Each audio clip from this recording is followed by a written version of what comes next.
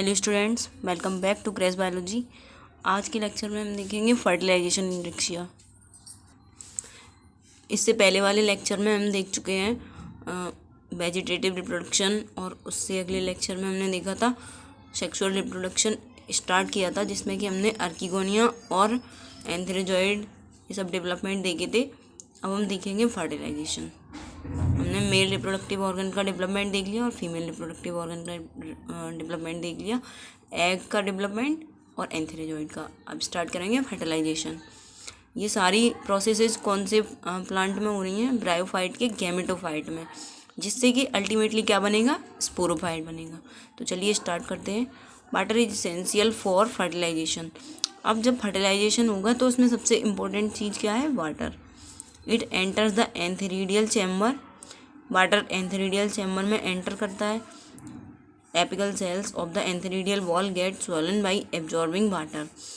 जो apical cell होंगी antheridial wall की, एंथेरिडिया की, वो स्वेल यानी कि फूल जाएंगी। किस वजह से? वाटर का एब्जॉर्प्शन करके। These cells become softened and finally break down to release mass of antherozoids. ये अब जो एपिकल सेल्स होंगी वो सॉफ्ट हो जाएंगी और फाइनली ब्रेक डाउन यानी कि टूट जाएंगी, और क्या करेंगी?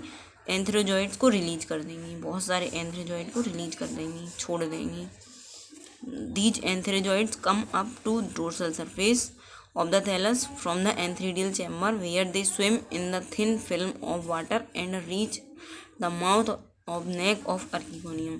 अब जो एंथेरिजॉइड्स रिलीज हो गए थे वो क्या करेंगे? एंथेरिजॉइड इकट्ठे होके डोर्सल सरफेस पे आएंगे थैलस के एंथेरिडियल चैम्बर में से, और वहाँ पे वो स्विम करके एक थिन फिल्म ऑफ वाटर, मतलब वाटर की एक लेयर तक पहुँचेंगे, और जिससे कि वो पहुंच जाए कहाँ पे? आर्किगोनियम की नेक तक, नेक ऑफ आर्किगोनियम। पानी की हेल्प से पहुंचेंगे वो आर्किगोनियम की नेक तक। क्या? एंथेरिजॉइड्स, क्योंकि एंथेरिजॉइड्स ही इसमें मोटाइल है और एग तो नॉन मोटाइल है। In mature archegonium the venter canal cell and neck canal cell disintegrate and form a mucilaginous mass.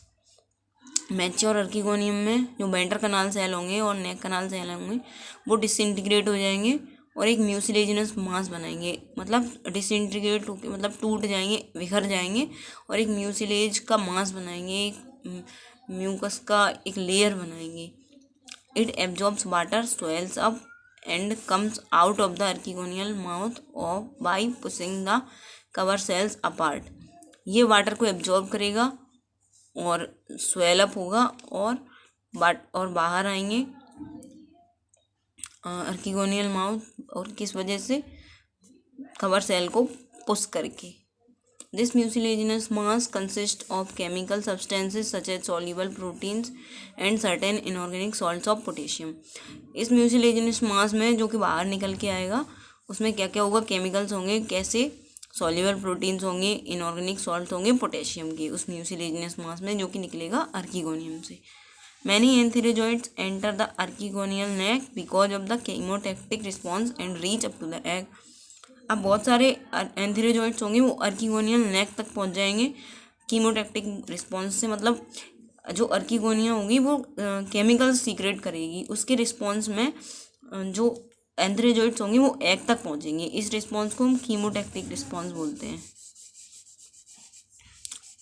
Movement in response of chemical, इसको बोलते हैं chemotactic response. One of the antherozoids penetrates the egg and fertilization is effected. अब जो egg होगा और एंथेरिजॉइड होगा उनका fertilization हो जाएगा। The fusion of nuclei of male and female gamete results in the formation of diploid zygote और oospore। अब फ्यूजन हो गया न्यूक्लियाई का कौन कौन से? मेल और फीमेल गैमेट्स के, तो क्या बनेगा? जाइगोट बनेगा, या फिर उसको हम oospore बोलते हैं। जाइगोट बन जाएगा, oospore बन जाएगा, या फिर इसको other name. Fertilization ends the gametophytic phase. अब जो गैमेटोफिटिक फेज होगा वो किस वजह से एंड हो जाएगा? फर्टिलाइजेशन। अब फर्टिलाइजेशन बनके जो जाइगोट बनेगा वो स्पोरोफिटिक फेज में उसका डेवलपमेंट होगा, हम उसको स्पोरोफाइट बोलेंगे। गैमेटोफिटिक फेज का एंड हो जाएगा, और किसके साथ? कौन सा इवेंट होगा? फर्टिलाइजेशन, जो एंड कर देगा। ये यहाँ पर फर्टिलाइज एग है और ये इसका फर्टिलाइजेशन होगा एंथ्रेजॉइड्स के साथ और ये जाइगोट बन जाएगा।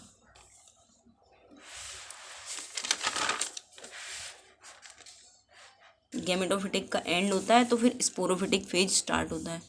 After fertilization the diploid zygote और oospore enlarges until it completely fills the cavity of the venter of the archicorium जो अर्किगोनियम।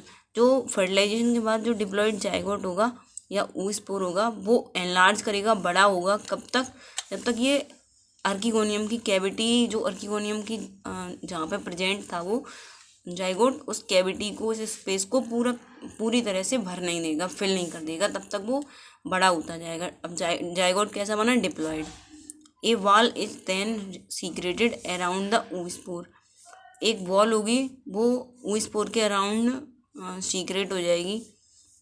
The act of fertilization also stimulates the division of the cell wall of the venter. जो fertilization होगा वो क्या stimulate करेगा? जो vendor की wall होगी उसका डिवीजन, उसमें डिवीजन स्टार्ट कर देगा fertilization. It divides anticlinally and periclinally to form a 2 layered calyptra along the developing sporophyte. अब वो जो दीवार होगी, जो वॉल होगी, उसमें एंटीक्लाइनल और पेरिक्लाइनल दोनों डिवीजन होंगे और क्या फॉर्म करेंगे? वो 2 लेयर्ड कैलिप्ट्रा, और जो स्पोरोफाइट होगा उसके आसपास 2 लेयर्ड कैलिप्ट्रा डेवलप करेंगे, तो इससे स्पोरोफाइट बनेगा। अब डेवलपमेंट होगा, development of sporophyte. The zygote first divides by transverse division to form 2 almost equal size cells. जो जाइगोट बन के तैयार हुआ, गैमेटोफिटिक फेज का जो एंड था, एंड प्रोडक्ट था, वो क्या था? जाइगोट। अब उसमें डिवीजन होंगे जो कि रिजल्ट करेंगे किसमें? ऑलमोस्ट इक्वल सेल्स में, इक्वल साइज के 2 सेल्स बनाएंगे डिवीजन होके। The second division is at right angle to the first and result in the formation of 4 cells. अब जो फर्स्ट डिवीजन हो गया उसके राइट एंगल पे सेकेंड डिवीजन होगा और 4 सेल्स बनाएगा। This represents quadrant stage. अब क्वाड्रेंट स्टेज आ गई, मतलब 4 सेल स्टेज आ गई। The next division is also vertical but it is at right angle to the first. This result 8 cell stage. अब जो इसके बाद 4 सेल स्टेज में भी डिवीजन होगा वो 8 सेल बनाएगा, वो भी राइट एंगल होगा और वर्टिकल होगा फर्स्ट डिवीजन के, और 8 सेल स्टेज में रिजल्ट करेगा, मतलब 8 सेल स्टेज बनाएगा, जिसको हम ऑक्टेंट स्टेज बोलते हैं। ऑक्टेंट मतलब 8 cell stage. The cells of the octant divide in all possible planes to form a spherical mass of 20 to 40 cell. अब ये जो ऑक्टेंट होगा उसके सेल्स डिवाइड करेंगे और हर एक पॉसिबल प्लेन में, यहाँ पे ऐसा नहीं है कि राइट एंगल पे, यहाँ पर हर एक पॉसिबल प्लेन में डिवाइड होगा और एक स्फेरिकल मास बनेगा 20 से 40 सेल्स का।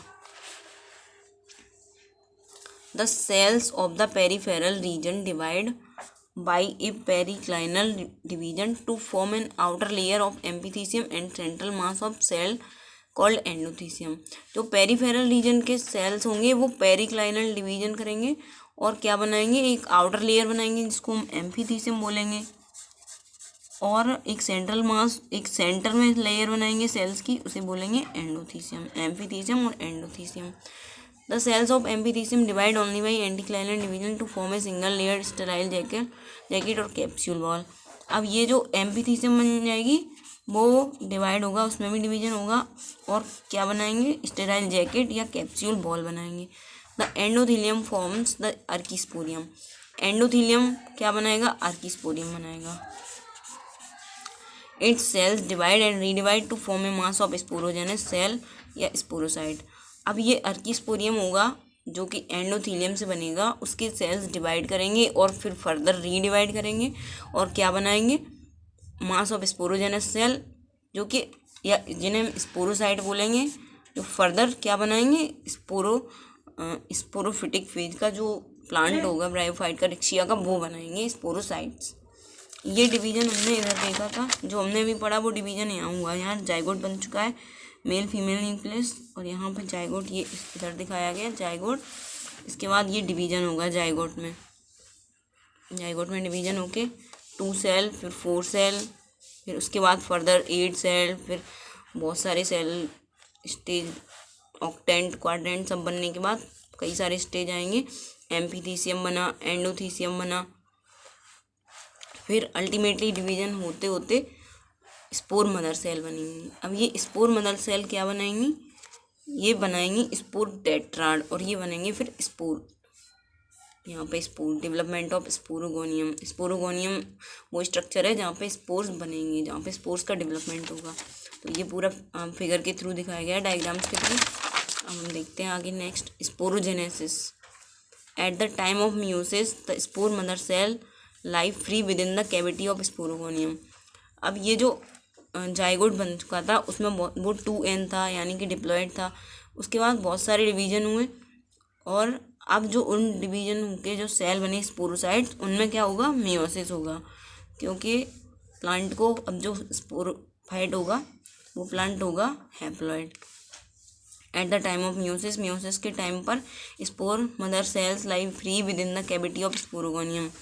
मियोसिस के टाइम पर जो स्पोर मदर सेल्स होंगी वो फ्रीली वहाँ पे होंगी, कहाँ पे, कैविटी में स्पोरोगोनियम की।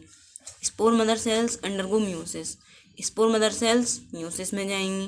Nucleus of each spore mother cell divides by 2 successive division to form 4 haploid nuclei. अब मियोसिस में तो हैप्लॉइड न्यूक्लियस बनते हैं, मतलब हैप्लॉइड सेल्स बनते हैं, तो 4 हैप्लॉइड सेल्स बन जाएंगे स्पोर मदर सेल के डिवीजन से। In first division the chromosome number is reduced to half of the somatic number. First division में जो क्रोमोसोम नंबर होगा वो हाफ हो जाएगा सोमेटिक क्रोमोसोम के, और जो 4 nuclei migrate to the periphery of the spore mother cell and lie at equal distance from each other. जो 4 न्यूक्लियाई होंगे वो स्पोर मदर सेल की पेरीफेरी पे, मतलब बिल्कुल किनारों पे चले जाएंगे, और इक्वल डिस्टेंस पे होंगे एक दूसरे के वो 4 nucleus. Simultaneously cell walls are formed around each haploid nucleus, thus delimiting 4 haploid spores. साथ साथ में सेल वॉल्स भी बनती जाएंगी हर एक हैप्लॉइड न्यूक्लियस के चारों ओर। The spores are tetrahedrally arranged. अब जो स्पोर्स बनेंगे वो हमने देखे थे डायग्राम में, टेट्राहेड्रली अरेंज होंगे, लेकिन रिक्शिया पर्सोना ही एक एक्सेप्शन है जिसमें 4 स्पोर्स कैसे अरेंज होते हैं, आइसोबाइलेटरली। और सारे स्पीसीज में रिक्शिया की टेट्राहेड्रली अरेंज होते हैं। ये देखिए आप डायग्राम में, ये देखिए ये टेट्राहेड्रल दिखाई दे रहे हैं, 3 एक साथ और एक पीछे, टेट्राहेड्रल। Mature sporogonium. अब नया टॉपिक है मैच्योर स्पोरोगोनियम। स्पोरोगोनियम मैच्योर है, इसमें क्या क्या स्ट्रक्चर्स दिखाई देंगे। Immature sporogonium is represented only by spherical spore sac और कैप्सूल। मैच्योर स्पोरोगोनियम में क्या क्या होता है, सिर्फ स्पेरिकल स्पोर सैक होते हैं या कैप्सूल होता है। इट लैक्स फुट एंड सीटा, इसमें फुट एंड सीटा नहीं होते। It has a single layered capsule wall which encloses spore. इसमें एक सिंगल लेयर कैप्सूल वॉल होती है जिसमें स्पोर बंद होते हैं, which encloses spore. There are no elaters, elaters नहीं होते इसमें। A Y layered calyptra forms a protective covering around the capsule. इसमें कैलिप्ट्रा होती है जो कि एक प्रोटेक्टिव कवरिंग बनाती है कैप्सूल के आसपास, जिससे कि प्रोटेक्शन होता है, सुरक्षा होती है। The capsule wall and inner layer of calyptra break down before the spore mother cells divide and form spores. जो कैप्सूल वॉल होती है वो और इनर लेयर होती है वो कैलिप्ट्रा की ब्रेक डाउन हो जाती हैं, स्पोर मदर सेल स्पोर बन में डिवाइड होती है उससे पहले ही। After meiosis the mass of spores lies free in the outer layer of calyptra and mature sporogonium has no diploid structure. Meiosis के बाद जो स्पोर का मास होता है वो फ्रीली आउटर लेयर में प्रेजेंट होता है कैलिप्ट्रा की, और मैच्योर स्पोरोगोनियम होता है उसमें कोई डिप्लॉयड स्ट्रक्चर नहीं प्रेजेंट होता है, सारे स्ट्रक्चर हैप्लॉयड होते हैं। The newly formed young gametophyte remains enclosed with in the old gametophyte. जो न्यूली नया फॉर्म यंग गैमेटोफाइट होता है वो एनक्लोज मतलब बंद रहता है किसमें, ओल्ड गैमेटोफाइट में। ये सारी प्रोसेसेस जो ओल्ड गैमेटोफाइट है उसमें बंद है, उसमें ही हो रही हैं उसके अंदर। ये स्पोरोगोनियम का टीएस है, टीएस ट्रांसवर्स सेक्शन, जिसमें एयर पोर प्रेजेंट है। ये स्पोर्स नियो स्पोर्स प्रेजेंट है अंदर, सबसे अंदर। ये आउटर लेयर है कैलिप्ट्रा है, ये प्रोटेक्शन का फंक्शन होता है इसका। ये नेक है आर्किगोनियम की। इनकॉन्स्पिकस एपिडर्मिस, यहाँ पे एपिडर्मिस प्रेजेंट है। क्लोरोफिलस सेल्स हैं ये एयर पोर है। नेक रीजन है। पेरेन्काइमेटस सेल्स हैं ये। यहाँ पे राइजोइड्स प्रेजेंट है, ट्यूबरकुलेट राइजोइड और smooth walled rhizoid. Dispersal of spores, spores का डिस्पर्सल कैसे होता है, मतलब स्पोर्स एक जगह से दूसरी जगह कैसे जाते हैं। Spores are not immediately dispersed in Riccia, Riccia में स्पोर्स बनने के तुरंत बाद डिस्पर्स नहीं होते, एक जगह से दूसरी जगह नहीं जाते। There is no special method of dispersal, spores remain inside the thallus for 1 year और so and disperse after the death and decay of the calyptra and surrounding tissue. कोई मेथड स्पेशल नहीं होता इसमें डिस्पर्सल के लिए, और spores thallus के अंदर 1 साल तक रह सकते हैं या उससे ज़्यादा भी रह सकते हैं। उसके बाद जब कैलिप्ट्रा जो स्ट्रक्चर है, जो प्रोटेक्शन का फंक्शन है जिसका, वो उसकी डेथ हो जाती है, वो ख़त्म हो जाता है, और सराउंडिंग मतलब उसको घेरने वाले टिश्यू भी ख़त्म हो जाते हैं, तब वो डिस्पर्सल होता है स्पोर्स में।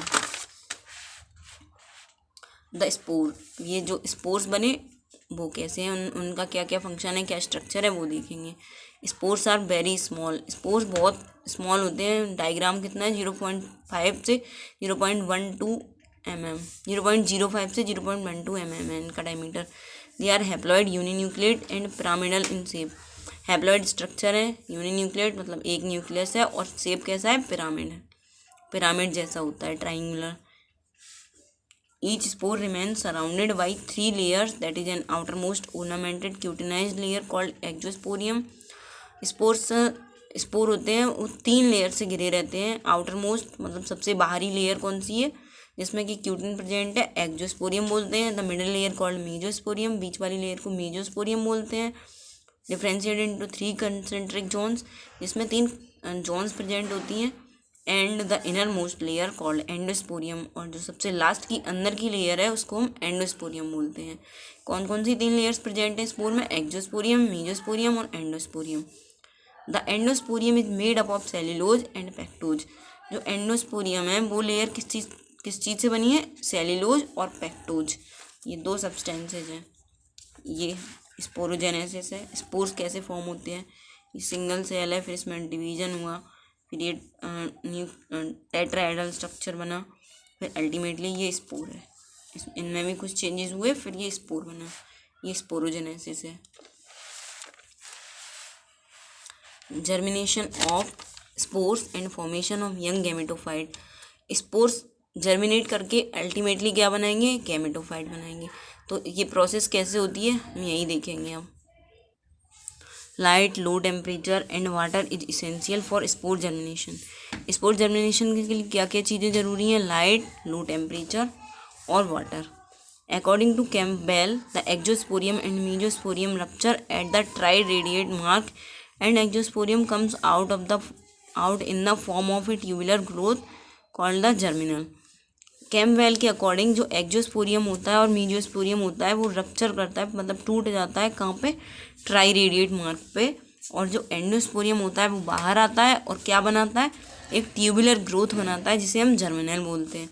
ये इस पॉइंट पे यहाँ पे ब्रेक हो जाते हैं और क्या बनाते हैं, एक जर्मिनल बनाते हैं। Germinal tube is filled with the cytoplasm which contains albumin granules, chloroplast and oil granules. Germinal tube में साइटोप्लाज्म होता है जिसमें कि एल्ब्यूमिन ग्रैन्यूल्स होते हैं, एल्ब्यूमिन प्रेजेंट होता है, क्लोरोप्लास्ट प्रेजेंट होता है और ऑयल ग्रैन्यूल्स प्रेजेंट होते हैं।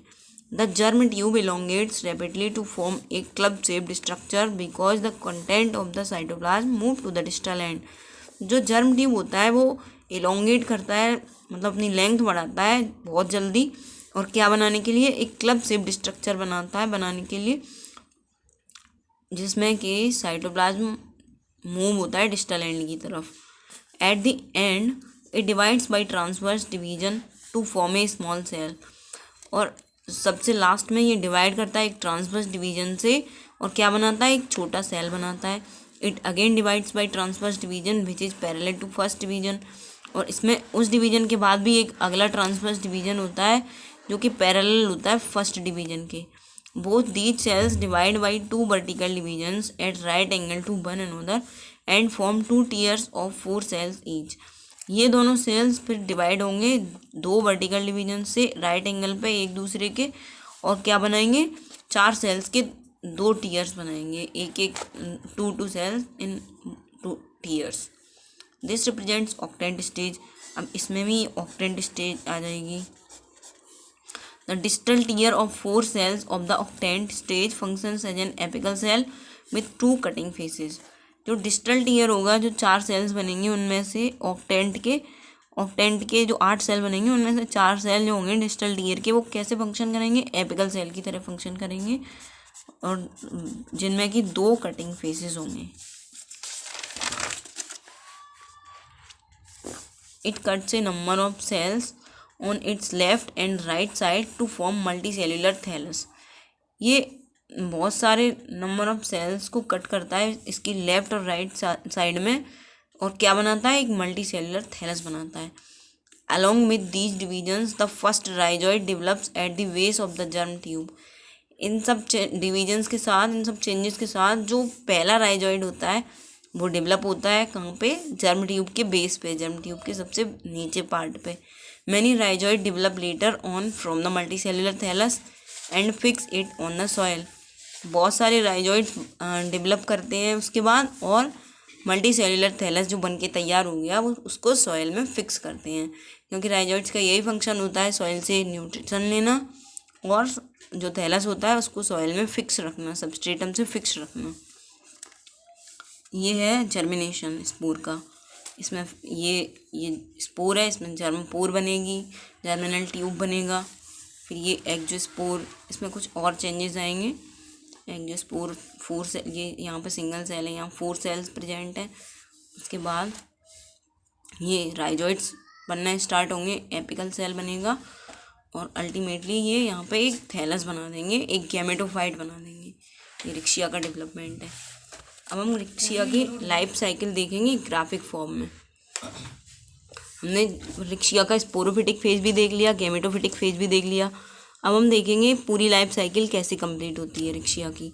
रिक्शिया एक प्लांट है, इसमें वेजिटेटिव रिप्रोडक्शन हो जाएगा, तो फिर हमें कुछ ज़्यादा पढ़ना ही नहीं है, जो कि हमने पढ़ा था वेजिटेटिव रिप्रोडक्शन। अगर आपने नहीं देखा है तो वो वीडियो आप देख लीजिए। वेजिटेटिव रिप्रोडक्शन हो गया, वो तो एक अलग डिस्कशन है। अब रिक्शिया में जब सेक्सुअल रिप्रोडक्शन होगा तब क्या क्या स्ट्रक्चर बनेंगे, क्या क्या चेंजेस आएंगे, अब हम वो देखेंगे।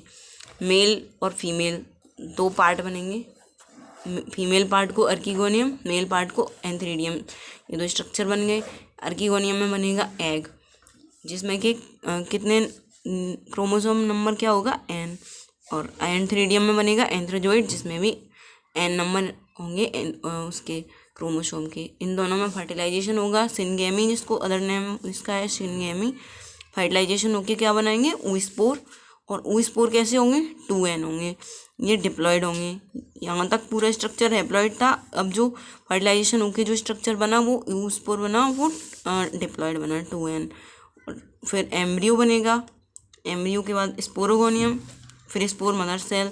ये सब यहाँ तक सारे स्ट्रक्चर डिप्लॉयड। अब ये इस डिप्लॉयड स्ट्रक्चर में मियोसिस होगा, यानी कि हैप्लॉयड फॉर्मेशन, और फिर स्पोर बनेंगे। तो स्पोर कैसे हो गए, स्पोर हो गए हैप्लॉयड। फिर रिक्शिया का जो मेन प्लांट होगा वो कैसा होगा, हैप्लॉयड होगा। ये ग्राफिकली रिप्रेजेंट है लाइफ साइकिल रिक्शिया की। तो आप इसको रिवाइज करते रहें, इसको ध्यान से देखते रहें, पढ़िए। अब हम इसको जो डायग्रामेटिकली देखेंगे इसकी लाइफ साइकिल। ये रिक्शिया का थैलस है, एंथ्रीडियम में क्या बनेगा, स्पर्म, और अर्कीगोनियम में एग N नंबर उसमें क्रोमोसोम होंगे, स्पर्म में भी। फिर फर्टिलाइजेशन होगा, fertilisation male nucleus, egg nucleus, यहाँ पे ये 2N स्ट्रक्चर बनाएगा, जाइगोट बनाएगा। जाइगोट के बाद फिर जाइगोट में डिवीजन होंगे, 2 sailed stage, 4 sailed stage, multicellular stage. यहाँ जाइगोट से सारे स्ट्रक्चर 2N नंबर होंगे, उनमें वो क्रोमोसोम कैसे होंगे, 2N। कैलिप्ट्रा फॉर्म होगा, एपिथीशियम, एंडोथीशियम, सारे स्ट्रक्चर बनते जाएंगे। फिर जो ये अल्टीमेटली स्पोरोगोनियम बनेगा, स्पोरोगोनियम में स्पोर मदर सेल से स्पोर बनेंगे, टेट्राड, फिर टेट्राड से स्पोर में जर्मिनेशन होके जर्म पोर बनेगा, और फिर अल्टीमेटली यंग थैलस बनेगा, जो कि रिक्शिया का मेन प्लांट गैमेटोफाइट बनाएगा। तो ये इतना फेज हो गया गैमेटोफिटिक, और जो ये जो फर्टिलाइजेशन हुआ उसके बाद जाइगोट बना, जाइगोट से स्पोर बन तक का, जाइगोट से स्पोर मदर सेल बनने तक का पूरा फेज हो गया स्पोरोफिटिक जनरेशन। तो इसमें 2 जनरेशन मिलती हैं, अल्टरनेशन ऑफ जनरेशन प्रेजेंट है इन प्लांट्स में। तो ये सब हमने आज देखा। तो आज रिक्शिया पूरा कंप्लीट हो गया। इसकी सारी वीडियोस, सारे लेक्चर्स अवेलेबल हैं चैनल पे, आप सारे वीडियोस को देखिए। चैनल को सब्सक्राइब जरूर कर दीजिए, वीडियो को लाइक कीजिए, ज़्यादा से ज़्यादा शेयर कीजिए। Thank you.